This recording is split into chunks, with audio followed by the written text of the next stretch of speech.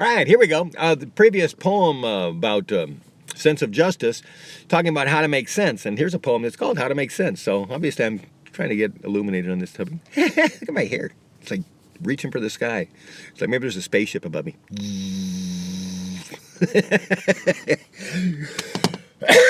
A lot of sick people around. Roommates all coughing and hacking all night. I'm lucky to be healthy. I made this necklace of mine. This thing, 5 years ago? And I did it so I'd never get a sore throat because I was singing at the time. I was recording my album and I wanted to have a healthy throat. And even though I still have to battle the colds, and I haven't gotten sick since. I'm doing really good. All right, here we go. This poem is called How to Make Sense. We all make sense of what we do and see. What we hear and what we smell is cataloged or dismissed in our mind, eventually. The information we perceive is filtered through our sensibility. How we decided between heaven and hell, we each will explain and tell differently. Because we understand by making sense of what we each experience. By applying our template of goals and desires to eliminate, to us, unimportant fires, as we each live our daily hours, working for more than our appetite devours, to justify, verify, or satisfy our mind, that we have got what we sought to find. Some people use money to make sense. Only by feeding their bank account will they hop off the fence. As others are motivated by commitment or slavery to survive another day in retarded bravery. Convincing themselves they've done well, knowing they're not falling behind. The credit cards, insurance, rent, and utilities swell to consume your creativity until you go blind. Unable to see more than all the things you must pay for, your job consumes your memory, your dream, that other door. It doesn't make sense. Forget thinking about that. You know better. You don't invest in blimps.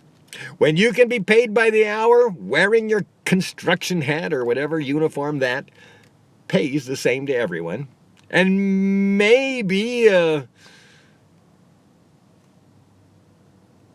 guaranteed job for anyone who limps.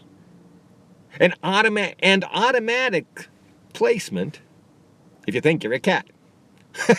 Anyway, all of this makes sense to someone. I should read that last paragraph again. Let's try that again. Okay, we're talking about missing your dream. And then I say, it doesn't make sense. Forget about that. You know better. You don't invest in blimps. Talking about ignoring your dreams. When you can be paid by the hour, wearing your construction hat or whatever uniform that pays the same to everyone, and maybe a guaranteed job for anyone who limps, and automatic placement if you think you're a cat. All of this makes sense to someone who is maladjusted to social norms. Their extra effort to have their expectations undone makes the most noise and spits the most scorns. So the real problem is defining what normal is, as a millennial generation transforms the world to atheists. So let's take a minute. I'll ponder with my poetry. All our children grew up in daycare so cute and don't need religion or a dad or a mommy.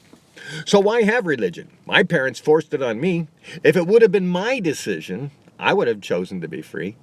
Which is why the parents are dead. No father or mother ever led their son or daughter to enlightenment. Most kids have 3 dads and a mother who's had more penises than my mother would have ever imagined. So what is this religion or social value we've taught to our children today? They're all having kids like we expect them to do, but they're raising them in a new way. Not raising better. Since religion is dead, there are no rules. Old school ethics is for small-minded fools, they say. Darwin says only the strongest win. So how can success ever be a sin?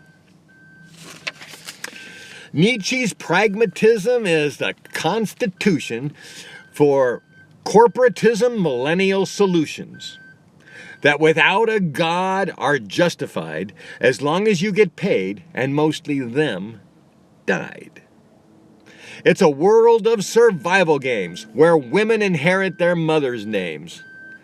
As fathers are replaced every 3 to 5 years, feeding our children to the military gears that churn the world into destruction without a tear shed for their evil construction.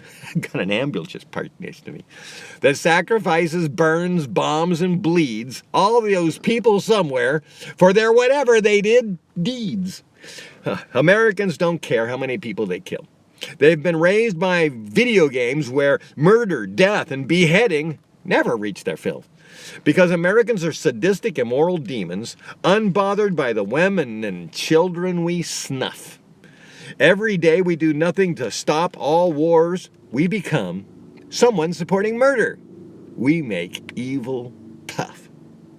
That should really be the name of this poem. We make evil tough. That's America. Yeah. We support murder, bombings, and greed, and corruption, and lies, and cheating, and we even disrupt other governments. We used to say the communists were the only people who would ever do something that evil.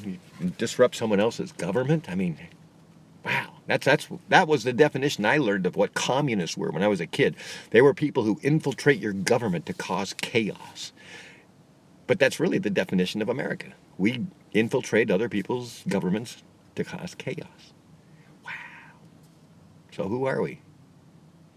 I guess if we're not going to say we're communists, well, we call ourselves capitalists, but we've definitely made capitalism evil. I mean, the reason people think capitalism is evil is because we do evil things. So if you are what you do, and we're capitalists and we do evil things, then yes, we've made capitalism very, very evil.